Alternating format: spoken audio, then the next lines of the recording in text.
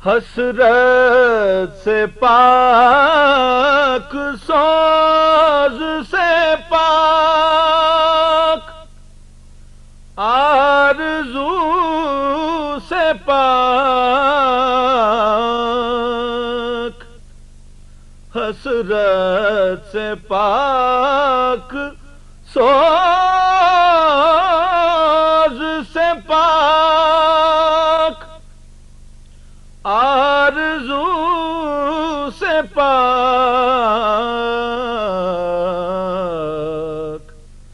حاجت سے پاک، عجز سے پاک، امتحان سے دور،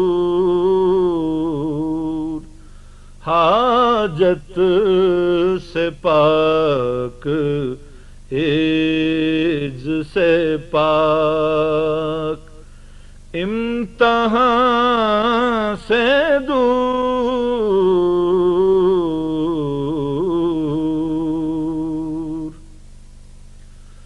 کونوں مقام میں صرف وہی ایک ذات ہے،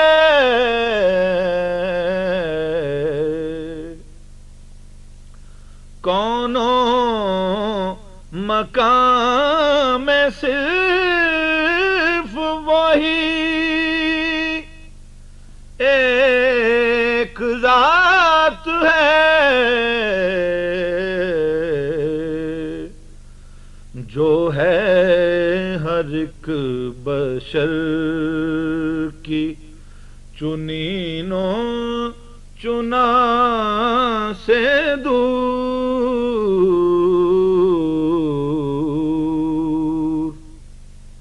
جو ہے ہر ایک بشر کی چنینوں چنا سے دور۔ طریقہ ہے وہ اپنا سب کا، اس میں کوئی وہ نہیں ہوتی، لیکن سب کا اپنا طریقہ ہے۔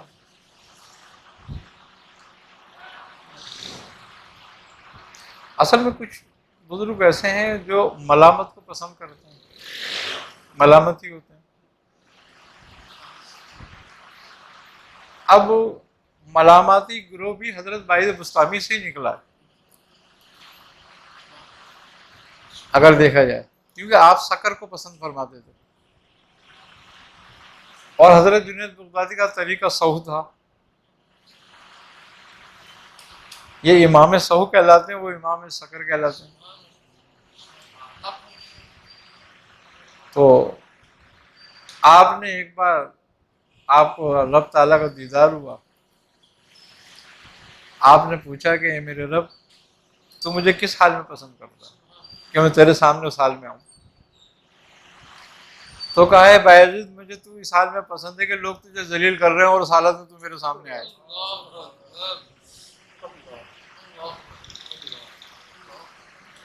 تو یہ مقام ملامت ہے، اور یہی وارفتگی کا مقام ہے۔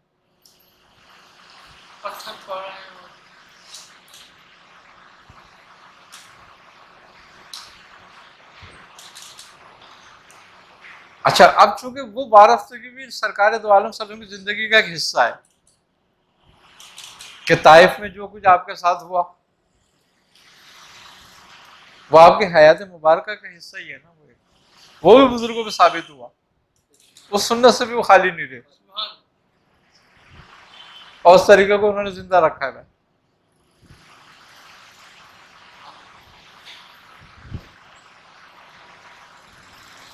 اب جیسے کہ ان کا واقعہ ہے، حضرت سلیمان توسیع رحمۃ اللہ علیہ کا ایک واقعہ ہے کہ آپ اپنے مریدین کے ساتھ جا رہے تھے ایک جگہ، تو راستے میں باغ تھا بیری کا، تو بچے بیری کو پتھر مار رہے تھے، ایک پتھر آپ کو آن کے لگ گیا ایک بچے کا، اب وہ بچہ سہم گیا ایک دم، آپ نے اس کو بلایا، اب وہ ڈر گیا، انہوں نے بولا یہ مجھے مارے نہیں، تو وہ بچہ ڈرتے ڈرتے آپ کے قریب آیا، آپ نے اس کو اپنے قریب بلا کر اپنے گلے سے لگایا اور اس کے کندھے پہ تھپایا پیٹھ پہ اور کہا جا بیٹا. لوگوں نے کہا حضرت اس کا تو پتھر آپ کو لگا تھا، ہم تو سوچ رہے تھے شاید آپ اس کے ساتھ کچھ سزا دیں اس کو. آپ نے فرمایا کہ میں بیری سے بھی کمتر ہوں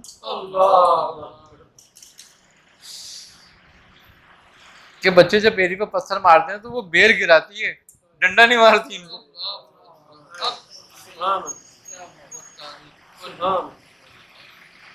تو جب میرے پتھر اس کا لگا تو میں کیا کرتا ہے اس کے لیے، میں نے اپنے حصے میں سے کچھ دے دیا اس کو حصہ.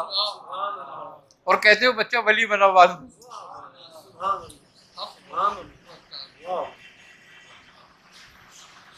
تو وہ سنت طائف کی ابھی بھی زندہ رکھی ہوئی بزرگوں نے.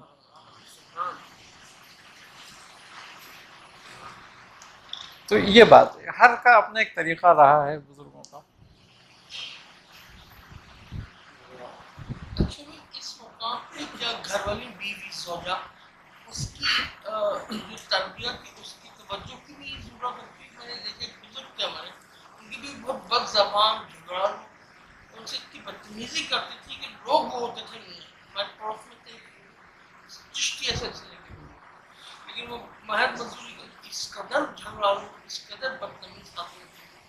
تو کیا میں تربیت سلوک کا حصہ ہے یا ایک عام؟ دیکھو حضرت داؤد طائب کا بھی ویسی واقعہ ہے، اور حضرت مولانا مظہر جانا نقشبندی سلسلے کے بزرگ گزرے. ان کے بارے میں نقش بند کے بزرگ کہتے ہیں کہ پورے نقش بند میں ایسا بزرگ کوئی نہیں گزرا. جیسے مظہر جانا رحمۃ اللہ علیہ، آپ کو شہید کیا گیا تھا، آپ کو شہید ہو گئے تھے. آپ کی بیوی انتہائی بد زبان تھی، یہاں تک کہ اگر کوئی مرید آپ کا پتہ کرنے گھر چلا جائے تو وہ بھی بے عزت ہوئے بغیر نہیں آتا تھا. تو لوگوں نے آپ سے شکایت کری، تو لوگوں نے شکایت انداز سے کری جیسے برا سمجھ رہے آپ کی اس بات کو. تو آپ نے فرمایا کہ بھائی اس کو برا نہ کہو. انہوں نے کہا حضرت کیوں؟ کہا میری ولایت اسی کی وجہ سے کہ میں اس کی زبان درازی پہ جو صبر کرتا ہوں اس کے اجر میں اللہ نے مجھے یہ دی ہے.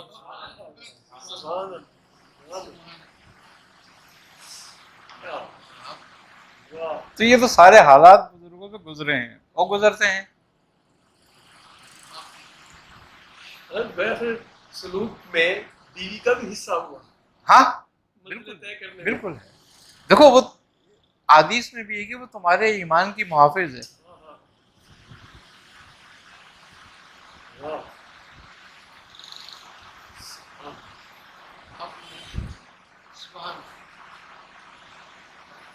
جبکہ لوگ اکثر بیوی کو کوئی درجہ نہیں دیتے بیچاری کو، لیکن اگر دیکھا جائے تو وہ تمہاری نسل کی بھی محافظ ہے، تمہارے ایمان کی بھی محافظ ہے، تمہارے گھر کی بھی محافظ ہے، تمہارے بچوں کی بھی محافظ ہے، تمہارے مال و متاع کی بھی محافظ ہے، تمہاری عزت کی بھی محافظ ہے. اس کو تو بڑا درجہ ہے کہ اگر دیکھا جائے تو.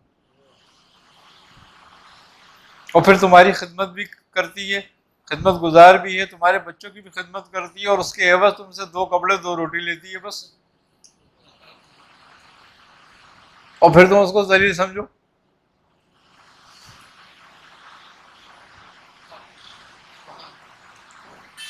اصل میں تصوف میں سب کا درجہ ہے، سب کا ایک مقام ہے، اور سلوک و تصوف ہے اسی چیز کا نام کہ اس کو ہر اس چیز کو جس کا اللہ نے جو مقام اور درجہ مقرر کیا اس کو اس میں جانو.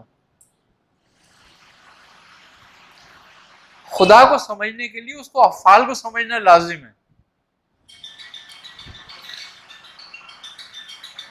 جب تک تم فعل کو نہیں سمجھو گے صفات کو نہیں سمجھ سکتے. اور اسی کا نام معرفت، اسی کا نام معرفت ہے، پہچاننا، ہر ایک کا حق پہچاننا. ہر کا حق پہچاننا. جب تک تم مخلوق کا حق نہیں پہچانو گے تو خالق کا حق تمہیں کیسے معلوم ہوگا؟ سبحان اللہ سبحان اللہ.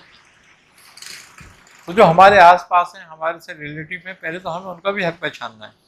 تو یہی سلوک ہے. اب ہم سلوک کر رہے ہوں، خدا کو پہچاننے کی کوشش کرتے ہیں لیکن مخلوق کا حق نہیں پہچانتے،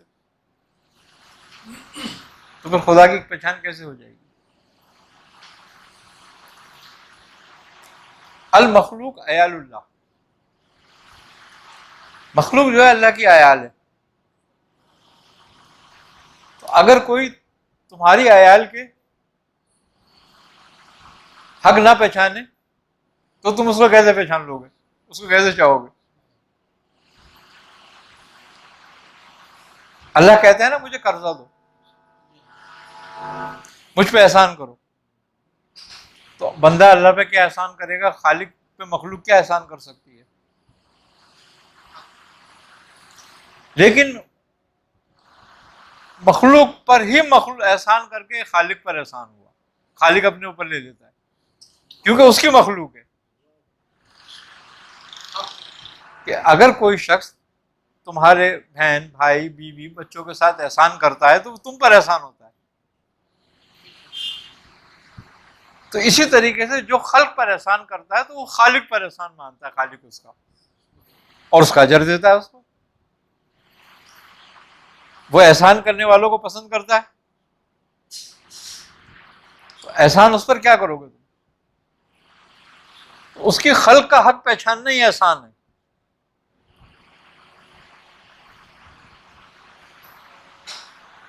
اور عبادت کے حصوں میں سے ایک حصہ ہے.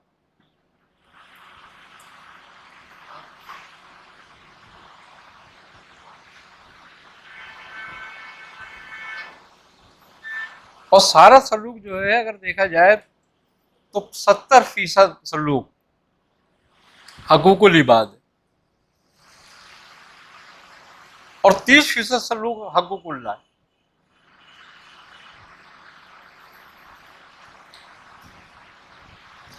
اگر آپ حقوق اللہ پورے کرتے رہو مگر حقوق العباد پورے نہ کرو تو آپ اہل سلوک میں سے نہیں ہوگے. شیطان مردود حقوق العباد میں ہوا تھا، حقوق اللہ میں نہیں ہوا. سبحان اللہ، سبحان اللہ. جب اس کے بندے کا حق ادا نہیں کیا حق تو مردود ہو گیا. ورنہ حقوق اللہ میں تو کوئی کمی نہیں چھوڑی تھی اس نے. آج ہم حقوق اللہ کو اول سمجھتے ہیں، حقوق العباد کو بعد.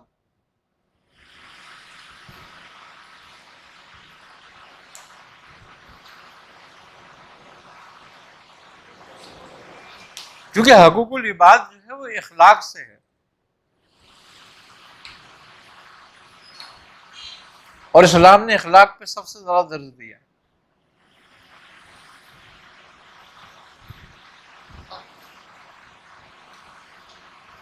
کیونکہ اللہ تعالیٰ کی ذات غنی ہے، وہ صمد ہے، لیکن مخلوق نہ غنی ہے نہ صمد ہے. تو اگر تم اس کی عبادت اس طرح سے نہیں بھی کرتے ہو جس طرح حق ہے تو بھی وہ تمہیں معاف کرنے والا ہے.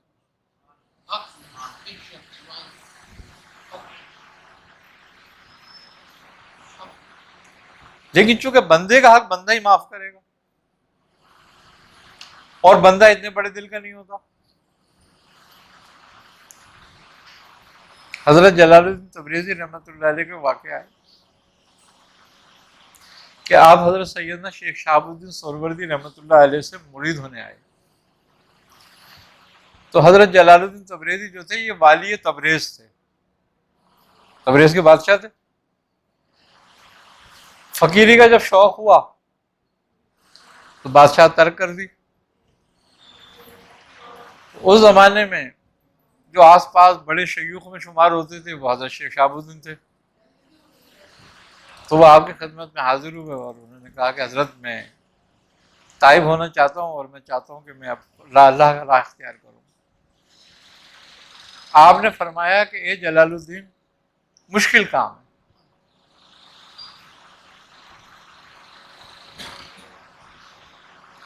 اور تم نے بادشاہت کی ہے تو فقیری بہت مشکل ہو جاتی ہے بادشاہت میں. انہوں نے کہا نہیں حضرت میں تو عہد کر لیا ہے اور اس پہ قائم رہوں گا چاہے کتنی مشکل آئے. تو آپ نے فرمایا کہ پھر پہلا مسئلہ یہ ہے اس کا کہ ہم تم مرید کریں. پہلے تم واپس تبریز جاؤ اور جن جن کا حق مارا ہے ان کا پہلے حق دو اور جن جن پہ ظلم کیا ہے ان سے معافی مانگو. اور جب وہ تمہیں معاف کر دیں اور تم لوگوں کے حق پورے کر دو پھر تم میرے پاس آنا، کیونکہ اس سے پہلے تمہیں اللہ قبول نہیں کرے گا. اب یہ تو بڑا پریشان کن مسئلہ تھا. آپ نے فرمایا حضرت اب تو مجھے یاد بھی نہیں. آپ نے فرمایا کوئی بات نہیں، جاؤ لوگ تمہیں خود یاد دلا دیں گے. وہی ہوا. 3 سال لگے آپ کو اس کام میں، اور وہ رسوا ہوئے آپ تبریز میں کہ جس کو کوئی حد نہیں. لیکن آپ نے بھی اپنا کام بڑے ثابت قدمی سے کیا، اور 3 سال کے بعد آپ جب واپس آئے تو آپ نے فرمایا کہ یہ تبریز تمہاری آدھی منزلیں ختم ہو چکی ہیں، اب تو تھوڑا سا رہ گیا سلوک تمہارے لیے. انہوں نے کہا حضرت کیا مطلب؟ کہا اصل تو یہی سلوک تھا جو تم کر کے آ گئے.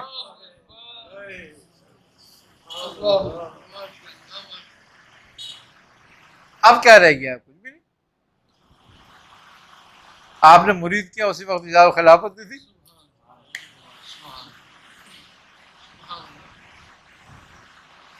اور ولایت بنگال دے کے بھیج دیا آپ.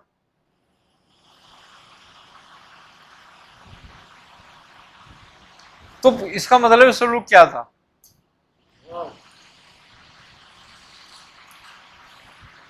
تو بات یہی ہے، اس راستے میں کسی کا ذرہ برابر بھی حق آڑے آتا ہے. کیوں؟ کہ یہ مفروضوں پہ نہیں ہے بات، یہ حقیقت کو پہچاننے پر ہے، اور حقیقت میں ہر ذرہ ہے موجود ہے.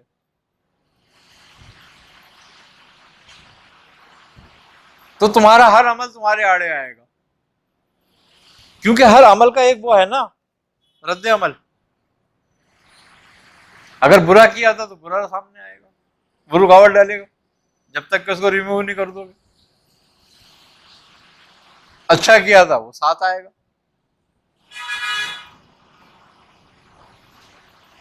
تو حقیقی حقوق العباد کا نام جو ہے نا وہ سلوک ہے. ہم سمجھتے ہیں سلوک جو ہے وہ کچھ اور الگ سے کوئی خلق ہے اور کوئی مخلوق ہے. یہ ایسا کچھ نہیں ہے.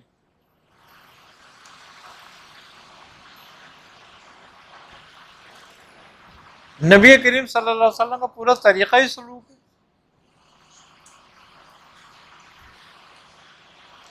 اور سلوک کی جو بیج ہیں وہ صداقت و امانت ہے. امانت میں وہی حق آ جاتا ہے ہر کسی کا، اور صداقت میں سچی بات آ جاتی ہے کہ سچائی سے منہ نہ موڑو، چاہے وہ کتنی بری تمہارے لیے ہو، تلخ ہو، اس کو قبول کرو.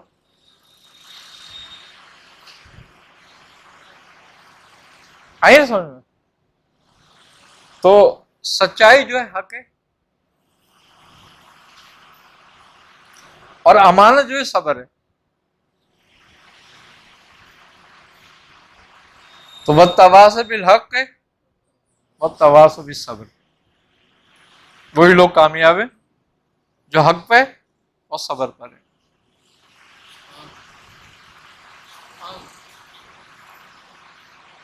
سارا سلوک یہی ہے.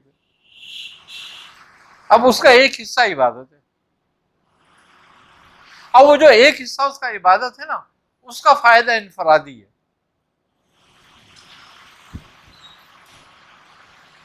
جو کر رہا ہے اسی کو ہوگا بس. اب ہمارا کیا ہوتا ہے کہ ہم زور انفرادیت پہ دیتے ہیں چونکہ وہ آسان ہے.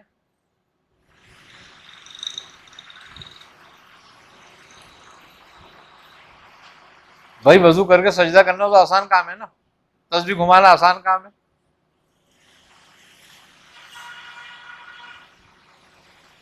مصلی بیٹھا رہنا آرام سے آسان کام ہے. سلوک کسی میں آسانی میں کوئی نہیں ہے، سلوک آسانی میں نہیں ہے. ہاں خلق کے ساتھ معاملہ کرنے میں پریشانی ہوتی ہے، وہ سخت کام ہے.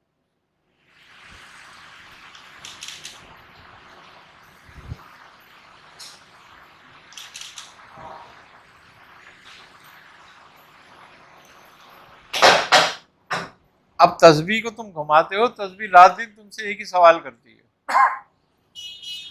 تم اس پہ چاہے اللہ اللہ جپ رہے ہو، لیکن تسبیح تم سے پوچھتی ہے کہ کیا تو نے اپنے دل کو پھیرا؟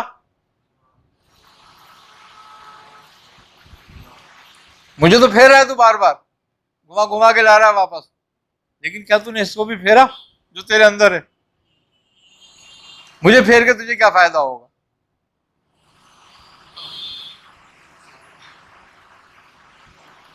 اور مصلی کہتا ہے تو مجھ پہ چڑھ کے بیٹھا ہوا ہے. یہ کام تو اپنے نفس کے ساتھ کر، اس پہ چڑھ کے بیٹھ.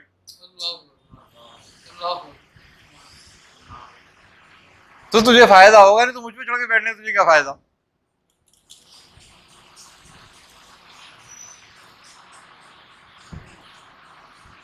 تو سلوک کیا ہے؟ حقیقت الاشیاء اور حقیقت الافعال، کہ افعال کی حقیقت کو جاننا.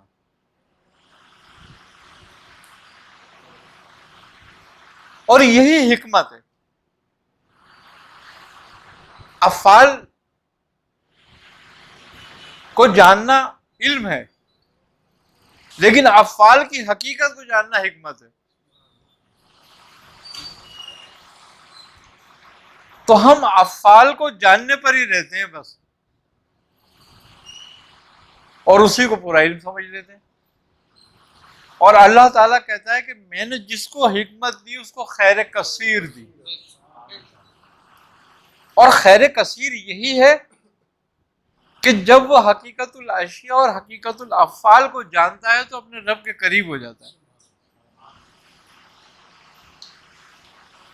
اور جب تک افعال کی حقیقت کو اور اشیاء کی حقیقت کو نہیں جانتا، رب سے قریب نہیں ہو سکتا کبھی بھی.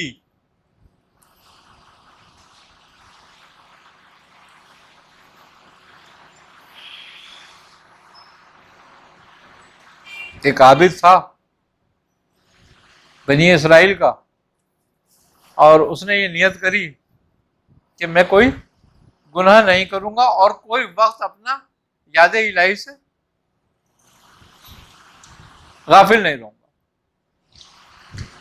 اور اس نے دعا کری کہ میرے رب تو میرے لیے اتنا کر کہ مجھے ایک روٹی مل جایا کرے بس روزانہ، میں کچھ نہیں چاہیے اور مجھے بس، تاکہ میں تیری عبادت میں لگا رہوں، وہ ٹائم بھی ضائع نہ کروں کمانے میں اس روٹی کے. تو وہ بات قبول کر دی گئی اس کی.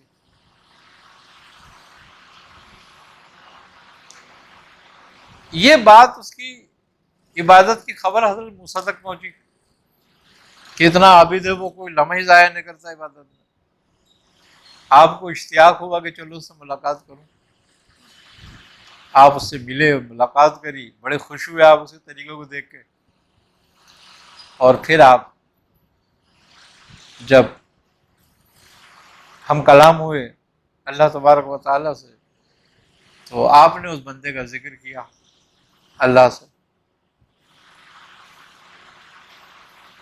آپ کو جواب آیا کہ موسیٰ ہم اس کی عبادت سے خوش نہیں ہیں.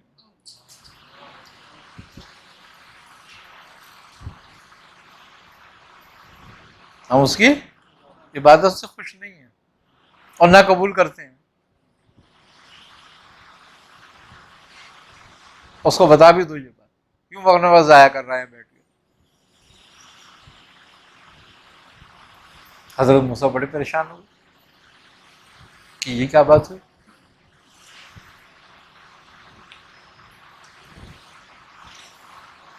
آپ یہ ہوئی کہ میں اس کو خبر کر دوں جا کے.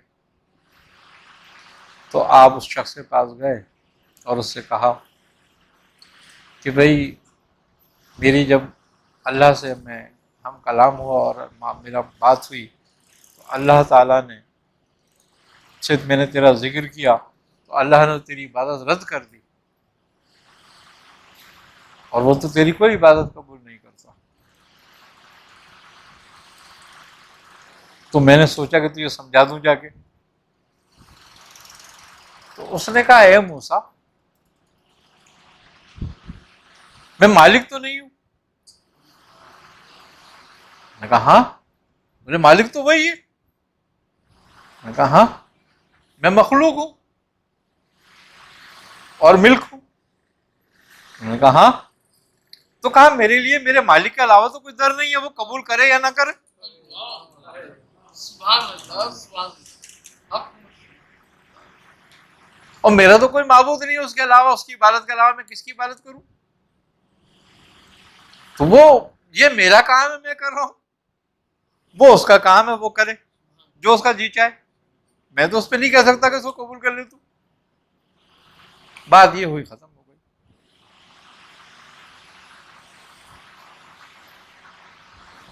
اب وہ جو تھا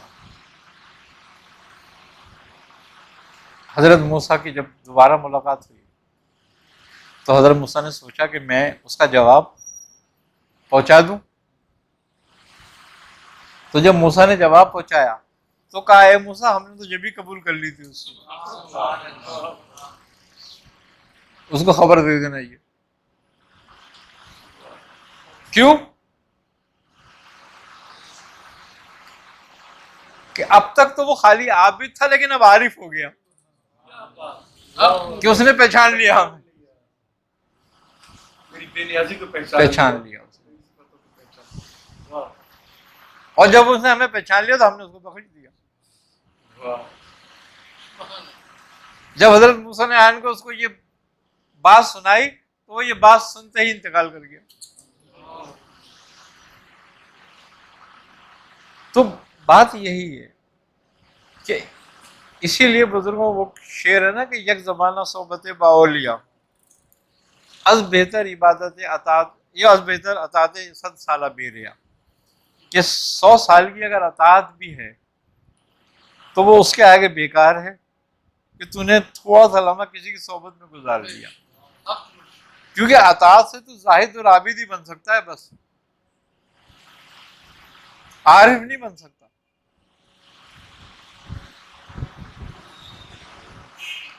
تو بات یہی ہے کہ اگر کوئی یہ جاننا چاہے کہ وہ رب کو جانے تو اس کو رب کے افعال کو جاننا ہوگا۔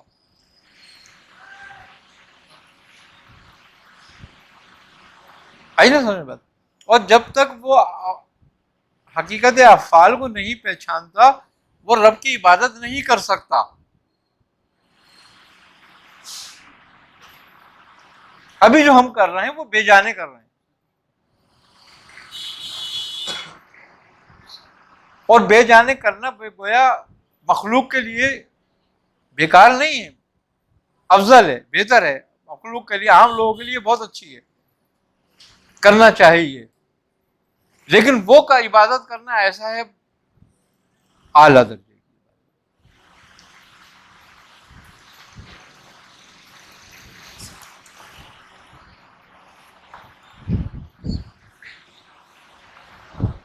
ہر ایک کا ایک کام ہے۔ ایک بیل ہے، وہ ہل میں بھی جتتا ہے اور وہ کولو میں بھی۔ کولو کا بیل سارا دن چلتا ہے لیکن وہیں کھڑا ہوتا ہے جہاں سے چلتا ہے۔ ایک صبح سے شام تک پوری زمین کو عبور کر لیتا ہے۔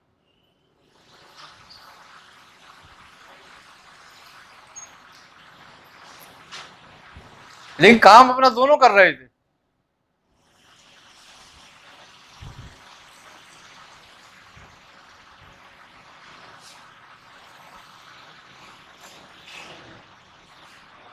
آئی نا سمجھ بات؟ تو اصل وہ ہے کہ جو اس کو جان کے اس کی عبادت کی جاتی ہے۔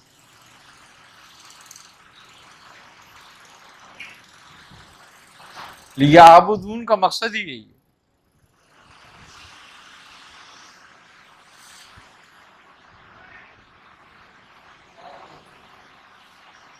لیکن اس کا مقصد یہ نہیں کہ عوام عبادت کرنا چھوڑ دے.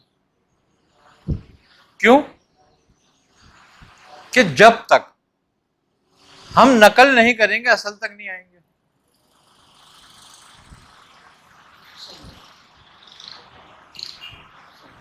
پریکٹس کرتے کرتے آتا ہے نا آدمی، پریکٹس میں ہوتا ہے. تو عام مخلوق کی عبادت تو پریکٹس کے حساب سے ہے کہ جو پریکٹس کی بڑھتی جائے گی وہ قریب تر ہوتا جائے گا.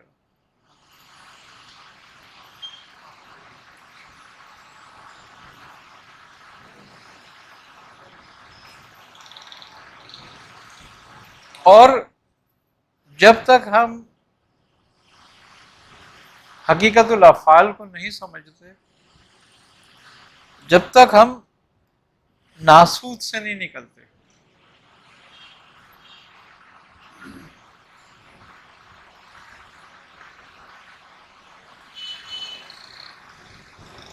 ایک گاڑی آپ کے سامنے کھڑی ہے، چابی آپ کے ہاتھ میں، مگر آپ کو یہ نہیں پتا کہ یہ سٹارٹ کہاں سے ہوگی.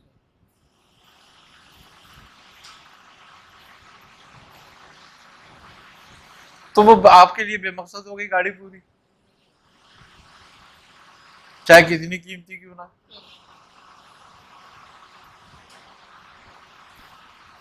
تو گویا اس چابی اور اس گاڑی کا اگر اسٹارٹ کی جگہ معلوم ہے کہ چابی یہاں لگا کے اس کو سرف لگایا جائے تو اسٹارٹ ہو جائے گی. یہ حقیقت الافعال ہے.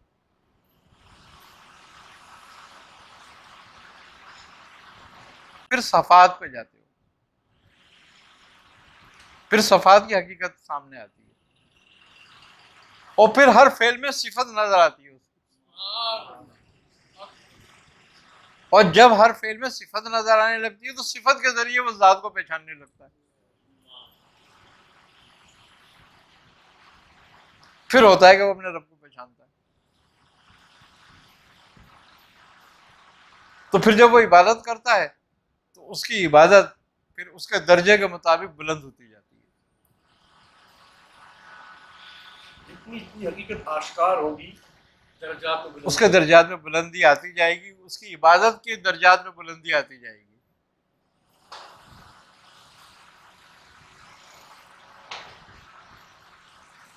دیکھو ایک ہی فعل کا مختلف ثواب ہوتے ہیں. اب آپ نمازی 2 رکعت اگر فرض بھی پڑھو تو آپ 2 رکعت نماز فرض گھر میں پڑھو تو اس کا ثواب کتنا ہے؟ وہی جماعت کے ساتھ مسجد میں پڑھو تو اس کا ثواب کتنا ہے؟ وہی جا کے بیت المقدس میں پڑھو تو اس کا ثواب کتنا ہے؟ وہی جا کر مدینہ منورہ میں پڑھو روضہ رسول میں اس کا ثواب کتنا ہے؟ اور وہی حرم میں جا کے پڑھ لو. لیکن ثواب درجات سب کے الگ الگ ہوتے چلے جائیں گے، نماز وہی ہے. تو یہ چونکہ سب قریب سے قریب تر ہوتا جا رہا ہے نا وہ، تو اس کے درجات بڑھتے جا رہے ہیں.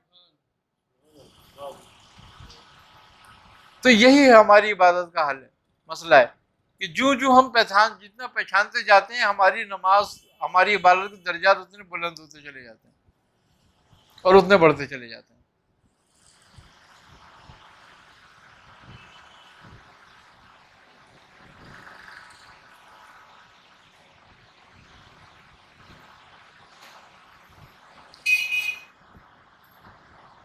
تو اب سلوک میں تو ہم کہتے ہیں کہ بھی سلوک میں کام داخل ہو جاؤ، سلوک میں آ جاؤ، تصوف میں آ جاؤ، اس میں آ جاؤ. اس راستے میں آنے کے لیے سب سے پہلے کیا ہے؟ حقوق الخلق، حقوق العباد کو سمجھنا اور پہچاننا اور پھر اس کا حق ادا کرنا. کیونکہ پہچان اسی لیے کرائی گئی ہے کہ تم ادا کرو، صرف تمہارے جاننے کے لیے نہیں کرائی گئی کہ تم جان لو.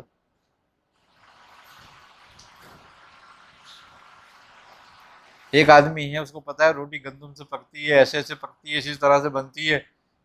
اب پتا تو سب کچھ ہے لیکن وہ روٹی پکائے نا تو بھوک سے مر جائے گا. اب اس کے علم کا ہونے کا کیا فائدہ ہوا اس کو روٹی کا تو علم تھا کیسے بنے گی، لیکن بنا ہی نہیں، جس کا نتیجہ بھوک سے مرنا ہو گیا.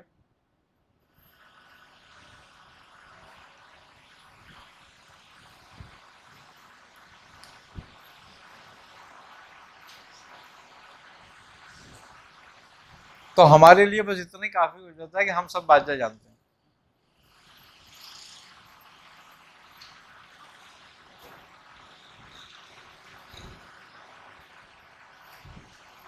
عمل کی ہمیں ضرورت نہیں ہے.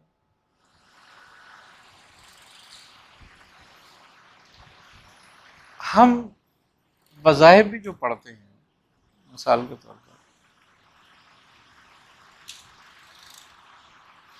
چاہے وہ تصوف کے حساب سے پڑھیں، چلا کاٹنے کے حساب سے پڑھیں، اگر لوگوں حق ہمارے اوپر ہیں اور ہم ان کو ادا نہیں کرتے، اگنور کرتے ہیں، ان پہ ظلم کرتے ہیں، تو ہماری ان چیزوں میں بڑی رکاوٹ ہے.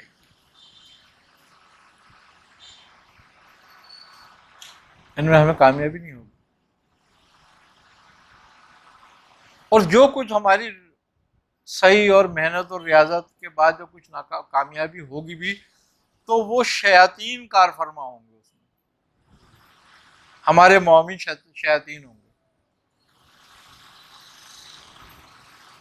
شر کے ساتھ، شر کے ساتھ ہے نا، شیاطین ہوں گے ہمارے ساتھ. اور وہ بھی کیوں ہو جاتے ہیں کہ شیطان اپنی ضروریات کو ہمارے ساتھ لگا دیتا ہے کہ لگ جاؤ اس کے ساتھ، تاکہ یہ اس پہ اڑا رہے اور یہ سمجھا کہ میں کامیاب ہوں. پورا لوگوں پہ ظلم کرنے کے بعد بھی میں کامیاب ہوں، تو اس کا مطلب یہ ہے کہ اللہ مجھے قریب سمجھ رہا ہے، اپنے وہ اللہ کا اپنے آپ کو قریب سمجھ رہا ہے. لیکن ایسا نہیں ہوتا، کیونکہ شیطان تمہیں دھوکہ اس بات پہ نہیں دیتا کہ تو یہ غلط کر رہا ہے، بلکہ اس بات پہ دیتا ہے کہ تو صحیح ہے بالکل.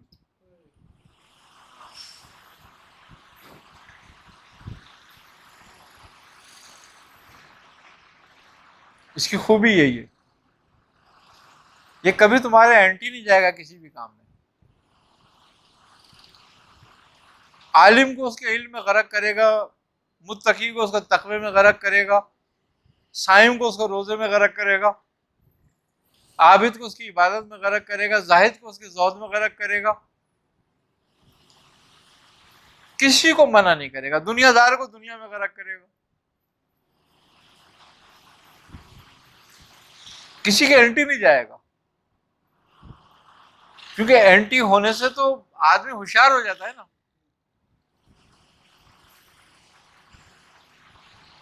اگر ایک آدمی مثال کے طور پر تمہارا دوست ہے، وہ کہتا ہے یار یہ تو غلط کر رہا ہے، تو کام صحیح نہیں کر رہا، لیکن تم اس کام کو بڑی شدت سے کر رہے ہو، تو وہ تمہارا اینٹی ہو گیا. اب تم اس سے ہوشیار رہنے لگو گے، یار یہ میرے کام میں رکاوٹ ڈالے گا، یہ منع کر رہا تھا مجھے. لیکن اگر کوئی تمہیں تھپکی دے گا کہ یار واہ بہت بہترین کام کر رہا ہے، تمہیں بھی تیرے ساتھ ہوں، تو پھر تم اس کو اپنا ہمدرد سمجھو گے، اس کو اپنا رازدار سمجھو گے، اور پھر کبھی بھی اس کی حقیقت کو نہیں پاؤ گے.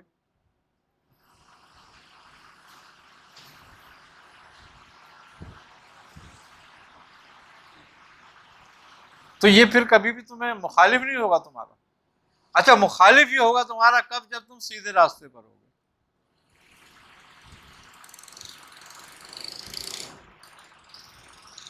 یہ صراط مستقیم پہ بیٹھا ہوا ہے. اگر تم یہاں نہیں آ رہے تو اس کی تمہارے کوئی لڑائی نہیں، یہ تمہارا دوست ہے.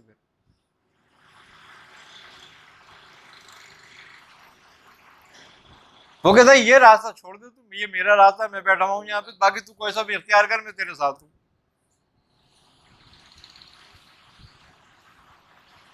اور صراط مستقیم یہی ہے کہ سب سے پہلے افعال کو اس کی حقیقت کو سمجھو، فعل کی حقیقت کو جانو.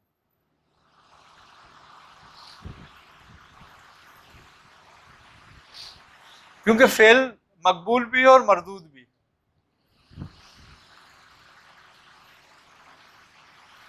اور پہلی سیڑھی ہے،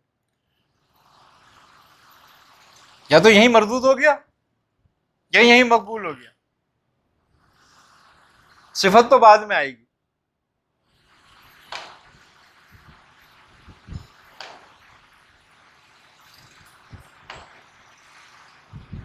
آئی نا سمجھ میں؟ اب یہ دیکھو کہ جو ہم جس فیل میں ہیں گویا وہ اللہ اور رسول کی تعلیم کے مطابق ہے یا اس سے الگ ہے؟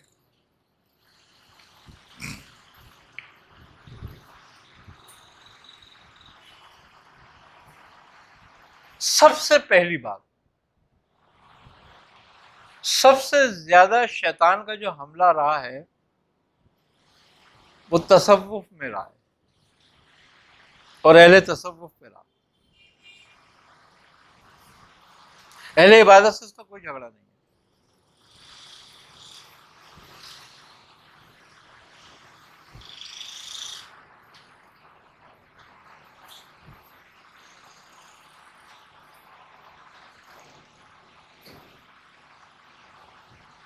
لیکن جب وہ یہ دیکھتا ہے نا کہ اہل عبادت مارفل کی طرف آ رہے ہیں، پھر اس کا جھگڑا شروع ہوتا ہے ان سے، ورنہ نہیں ہوتا، لگے رہو۔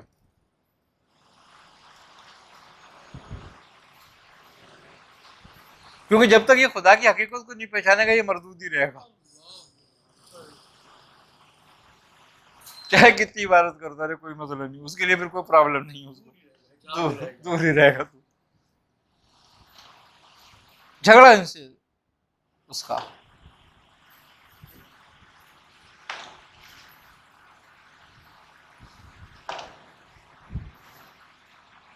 اس نے کیا کرا کہ سب سے پہلے ان میں سے نا شریعت کو نکالا کہ بھائی طریقت اور شریعت کا کیا تعلق؟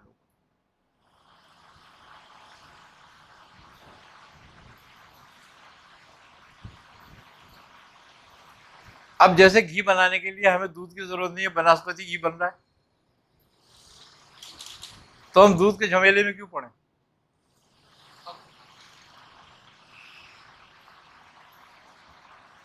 بھائی ہانڈی اس کی بھی اچھی بنتی ہے، پراٹھے اس کے بھی اچھے بنتے ہیں، سب کچھ اچھا بنتا ہے اس کا بھی، تو پھر یہ دودھ کے جھمیلے میں کیوں پڑ رہا ہے اتنے لمبے میں؟ تو اس نے وہ طریقت کو نا بناسپتی گھی کی طرح الگ کرا دودھ سے، آسانی سے دستیاب، آسانی سے دستیاب ہوگی تجھے یہ۔ محنت نہیں کرنی۔ ہاں، اب شریعت تو ایک ضابطے میں ہے نا، شریعت کے معنی تو ایک راستے کے ہیں، ایک راہ کے ہیں، ایک قانون کے ہیں، وہ ایک ضابطہ ہے۔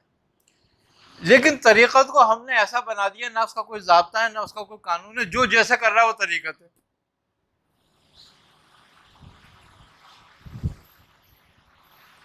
اور یہ شریعت سے الگ ہونے کی وجہ سے ہوا، الگ ہونے کی وجہ سے ہوا۔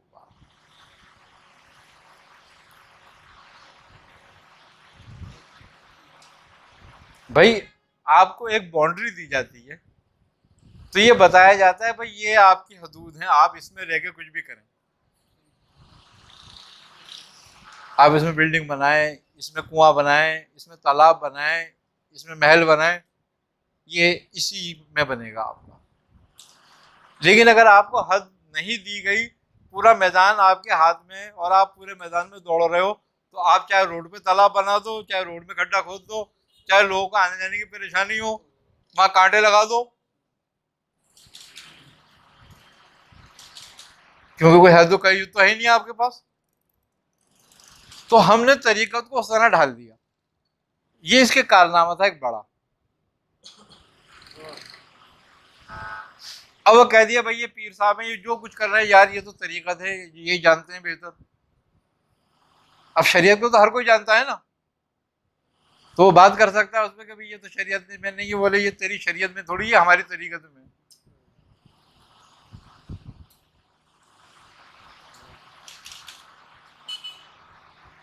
جس کا نتیجہ کیا ہوا؟ بے راہ روی ہو گئی۔ آگے سمجھ بات۔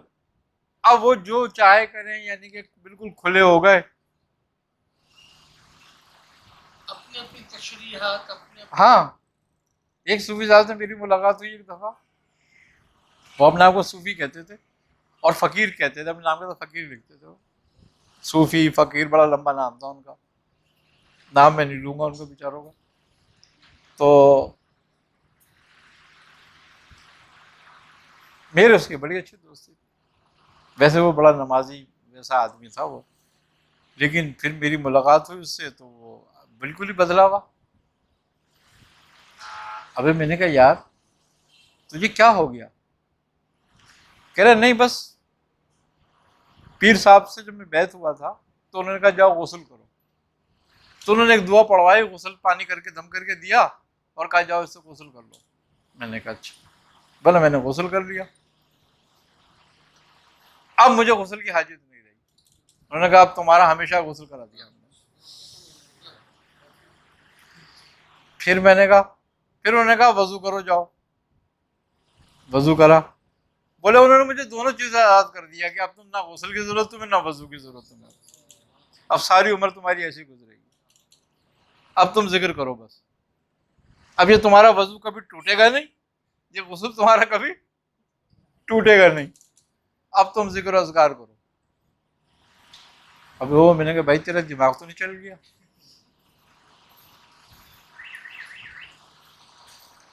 اب اگر یہ سب کام کرنا ہوتا تو نبی کریم صحابہ کرام کو کر کے دے دیتے، جب تو پانی بھی نہیں ملتا تھا، بڑی مشکل تھی پانی کی بھی۔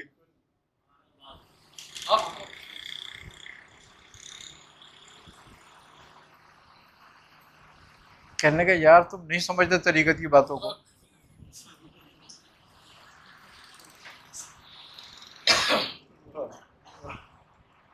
پیر صاحب کا تو ہر وقت اللہ تعالیٰ سے تعلق جڑا ہوا تھا۔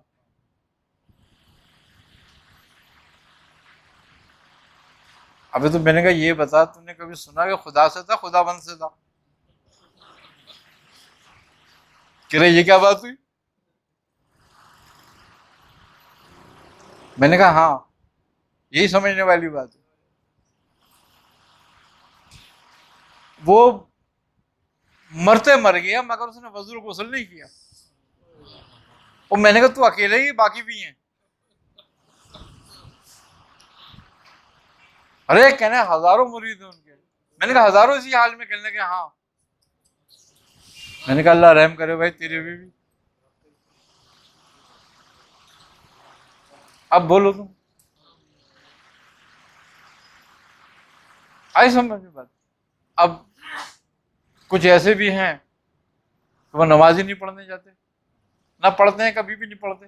بھلے وہ کیوں نہیں پڑھتے؟ کہنے لگے بھائی تواڑی پنج ویلے ساڑی ہر ویلے، اب 5 وقت کون پڑھے؟ ہر وقت پڑھ رہا ہوں۔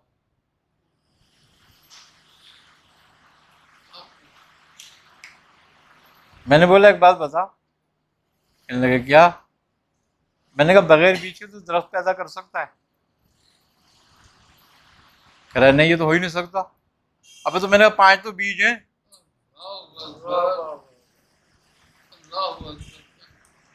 باقی اس کی شاخیں ہیں، تو جب تم نے بیج ہی نہیں بویا تو شاخیں کیسے ہو گئیں؟ میں نے کہا اس سے بڑی گمراہی تیرے پاس کون سی ہوگی؟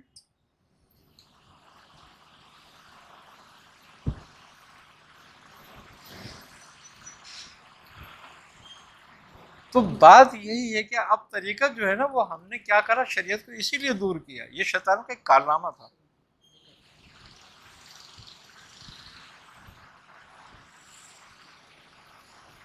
یہ جو نشہ آیا اس میں، اس لائن میں، اسی وجہ سے آیا۔ وہ کیا کہ یکسو ہونے کے لیے انہوں نے اللہ کا ذکر یا تصور کا سہارا نہیں لیا بلکہ نشے کا سہارا لیا۔ یہ بھی ایک راستہ بتایا شیطان نے ان کو۔ اچھا اس کا جو بانی تھا حشیشی،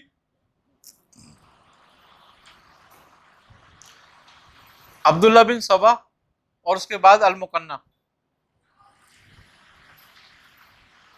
المقنع جو تھا اس کے تقریباً 3 لاکھ سے زیادہ پیروکار تھے۔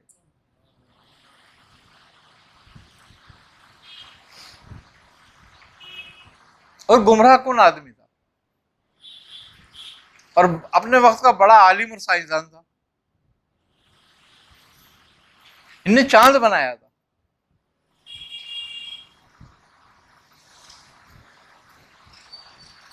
خلیفہ وقت اس سے ڈرتا تھا، کیونکہ خلیفہ کے دربار میں بڑے بڑے عہدوں پر اس کے مریدین تھے۔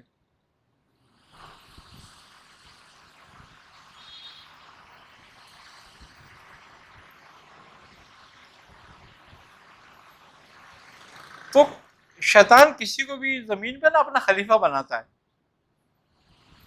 اور پھر اس سے پھیلواتا ہے سارے کام، اور پھر اس کو یہ گمراہی کی قوت عطا کرتا ہے کہ وہ تصرفات دکھائے لوگوں کو اور اپنی نئی ایک طریقہ شریعت لے کر آئے.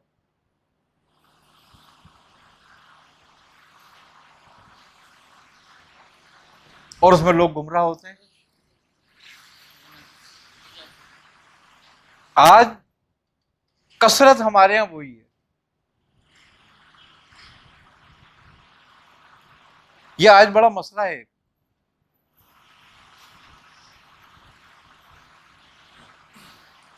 کہ جو صوفیہ کا طریقہ تھا وہ چھوڑ دیا. ہر آدمی نے اپنے مطلب کی، اپنے مقصد کی طریقت بنا لی اور اس پہ قائم ہو گیا. اچھا شریعت کوئی اپنے مقصد کی بنا نہیں سکتا، اس لیے کہ یہ محفوظ ہے.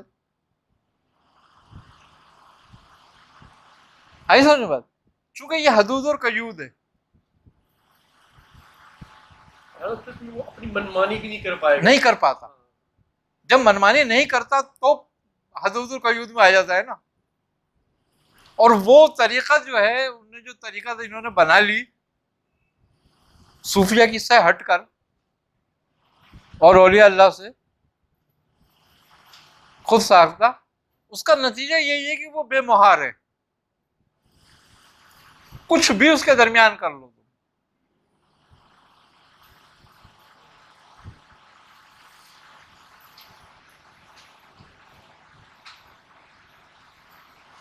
اور اس کی سب سے پہلی شناخت یہ ہوگی کہ جس پر یہ وارد ہوتی ہے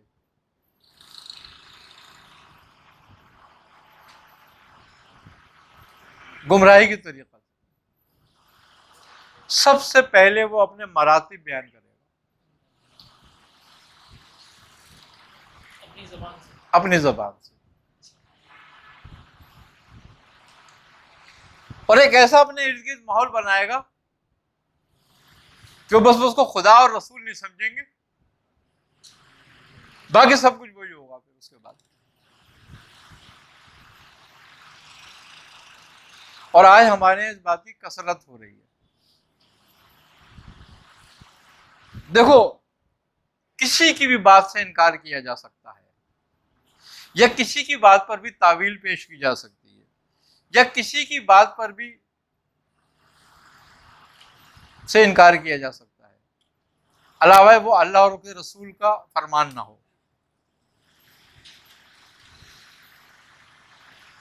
کہ اگر کوئی ہمیں اللہ اور اس کے رسول کا فرمان دے رہا ہے اور ہم اس سے انکار کریں تو اللہ اور اس کے رسول کے فرمان کے انکار کر رہے ہیں. مگر کوئی اپنے فرمان کے مطابق اگر ہم سے بات کر رہا ہے اور ہم اس کو رد کرتے ہیں تو ہمیں کافر کر دیتا ہے.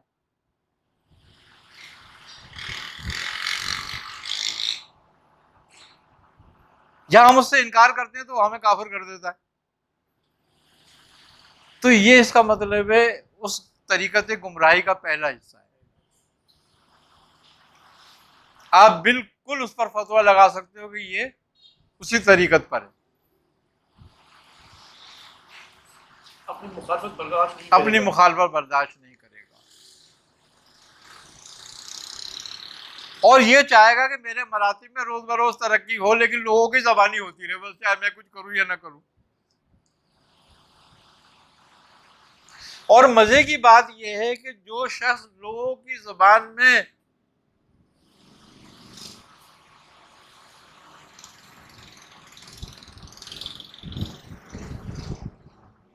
محبوب بننے کی کوشش کرتا ہے وہ اللہ کی نگاہ میں مردود ہو جاتا ہے.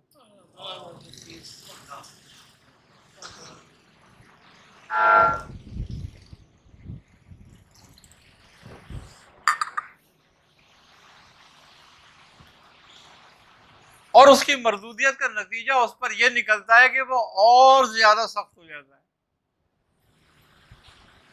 اللہ اس کے معاملے میں اس کے دل کو اور سخت کر دیتا ہے. کیوں کہ دلوں میں سختی کب آتی ہے؟ جب تجلی الہیہ سے محجوب حجاب پیدا ہوں اور زیادہ حجاب پیدا ہونا شروع ہو جاتے ہیں. اور جتنے حجاب پیدا ہوتے جاتے ہیں وہ اپنے معاملے میں اتنا سخت ہوتا جاتا ہے. پھر ایک دن یہ ہوتا ہے کہ وہ اللہ رسول کو بھی نہیں پہچانتا. وہ خود ہی خدا اور رسول ہوتا ہے.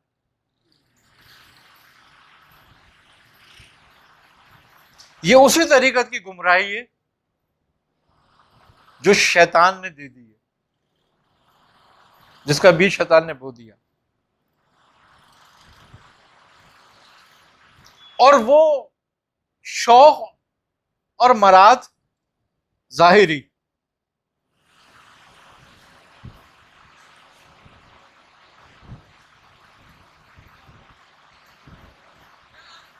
اس کا اول حصہ ہوتا ہے.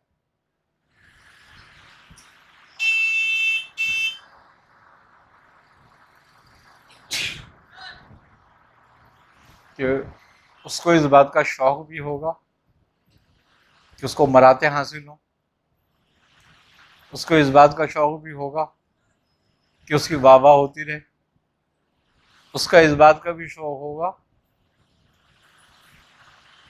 کہ لوگ اس کو سجدے کرنے لگے، اور اس میں فخر محسوس کرے گا. اور جو اس کی تعریف کم کرے گا وہ اس کے لیے برا ہوگا، جو اس کی تعریف زیادہ کرے گا وہ اس کے نزدیک ہوگا.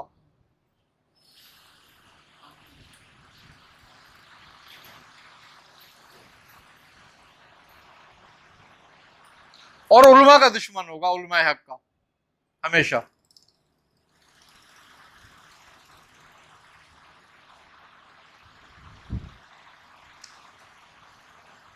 کیونکہ یہ بھی فرق دیکھنا ہے ہم نے کہ علماء حق کون ہے.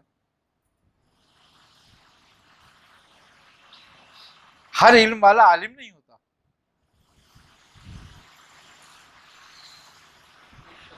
عالم وہی ہوتا ہے جو حق کے ساتھ ہوتا ہے.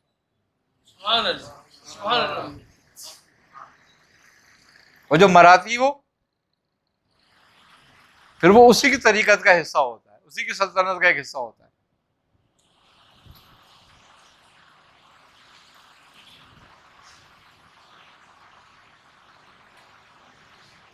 تو آج جو بھی بگاڑ پیدا ہوا وہ اسی وجہ سے پیدا ہوا کہ شریعت کو جو بالائے طاق رکھا گیا اور ایک طرف کر دیا گیا اور یہ کہہ دیا گیا کہ شریعت کا طریقت میں کوئی دخل نہیں، کیونکہ شریعت سے طریقت اوپر ہے. بھائی دودھ سے تو گھی مہنگا ہے نا، آئی نا سمجھ؟ تو اس نے اس کو اس کے اوپر کر دی. جبکہ اگر دیکھا جائے حقیقت بات یہ ہے کہ اولیاء اللہ فرماتے ہیں، بزرگان دین فرماتے ہیں کہ شریعت ابتدا میں تو سمجھ میں بھی نہیں آتی. شریعت کی حقیقت تو کھلتی ہے حقیقت کے بعد، جب وہ مقام حقیقت کو روپ پا لیتا ہے. یعنی کہ شریعت، طریقت، معرفت سے گزر کر مقام حقیقت کو پا لیتا ہے جب شریعت کا عقدہ کھلتا ہے کہ شریعت کیا ہے اس پر. پھر وہ شریعت کے اسرار و رموز کو سمجھتا ہے. اس کا مطلب یہ ہے کہ شریعت اول بھی ہے، شریعت آخر بھی ہے.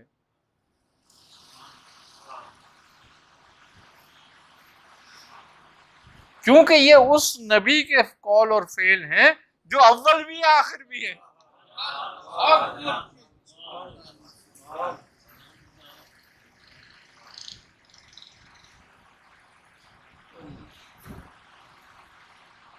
اب جب اس کو نکالنے کا مقصد ہی یہی تھا کہ جب یہ نکلے گی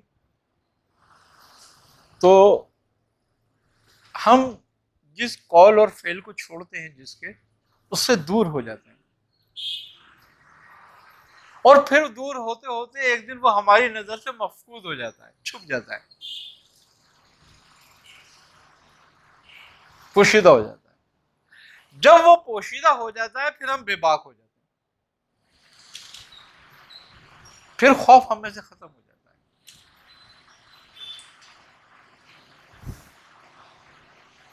اور وہ خوف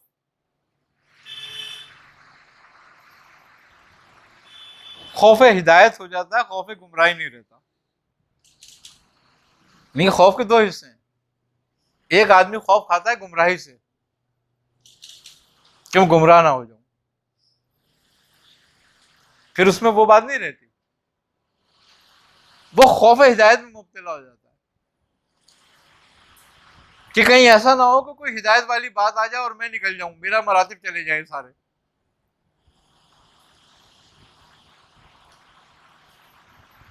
تو اس راستے سے آنکھیں میچ کے رکھو جس راستے میں سب کچھ چلا جائے.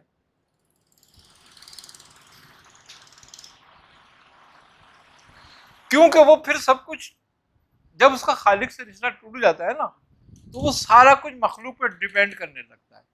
وہ پھر مخلوق سے ہی واہ واہ چاہتا ہے، مخلوق سے عزت چاہتا ہے، مخلوق کی بے عزتی سے ڈرتا ہے، مخلوق کوئی محکوم مانتا ہے، مخلوق کوئی حاکم مانتا ہے. سارا کچھ پھر وہ مخلوق میں ہی پھنس کے رہ جاتا ہے، اور یہ انتہائی گمراہی ہو جاتی ہے. پھر اب آج ہمارے ہاں وہی طریقت رائج ہے.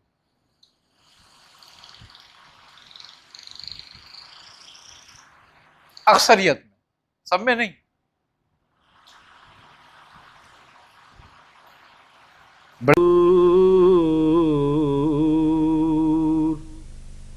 جو ہے ہر ایک بشر کی چنینوں چنا سے دور